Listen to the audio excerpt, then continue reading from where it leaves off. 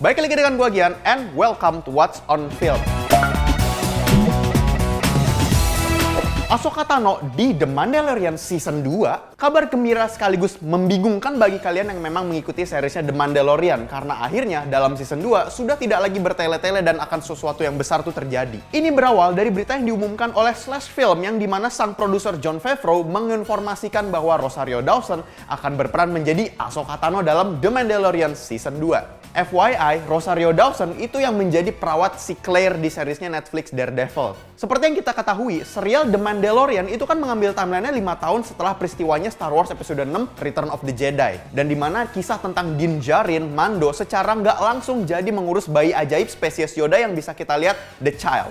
Dan kalau misalnya Ahsoka Tano akan di-set dalam season 2-nya, wah, sesuatu yang besarnya akan terjadi dan ini akan menjadi sesuatu yang cukup membingungkan juga. Dan kalau misalnya kita bicara Ahsoka Tano sendiri, dia adalah seorang Jedi yang tergolong jago pula. Dalam ending season 1 pun kita ditiskan bahwa kehadiran Darksaber yang digunakan oleh Moff Gideon. Yang dimana Darksaber itu sebenarnya milik Sabine, seorang Mandalorian yang memiliki Darksaber itu di Star Wars Rebels dan ada koneksinya dengan Ahsoka Tano. Mungkinkah Mando akan bertemu dengan Sabine, seorang Mandalorian yang juga dalam perjalanannya? Yang pasti secara story-wise, series ini harus memunculkan sosok yang kuat juga selain Moff Gideon. Namun kemana saja nih Ahsoka Tano selama ini, dimana ternyata dia tuh masih hidup selama ini. Dan menjadi easter egg kan, dia jadi salah satu suara Force Ghost-nya ketika membantu Rey waktu ngalahin Palpatine di Star Wars Episode 9. Kalau misalnya memang selama ini dia masih hidup, kenapa sih dia tidak menampakkan diri ke Luke Skywalker ketika perang Rebellion melawan Empire? Mungkin jawabannya sedikit trauma dengan masa lalunya dengan Skywalker. Karena selain memang semenjak Order 66 aja buat Jedi itu adalah pengalaman traumatis karena mereka harus di bumi hanguskan,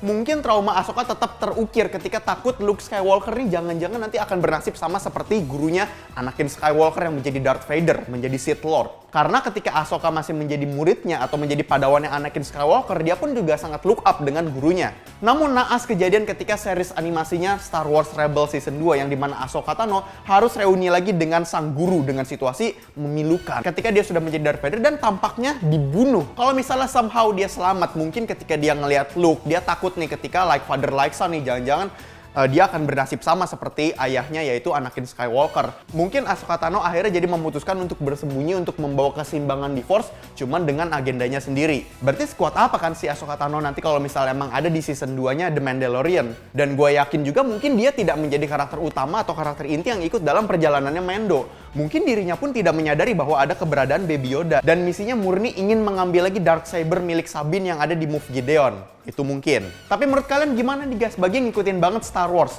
suka nggak sih dengan munculnya Jedi dalam The Mandalorian Season 2? Atau kalian lebih suka The Mandalorian itu ya udah harus Space Wild Wild West aja, jangan ada Jedi Knights? Share pendapat kalian di kolom komentar bawah.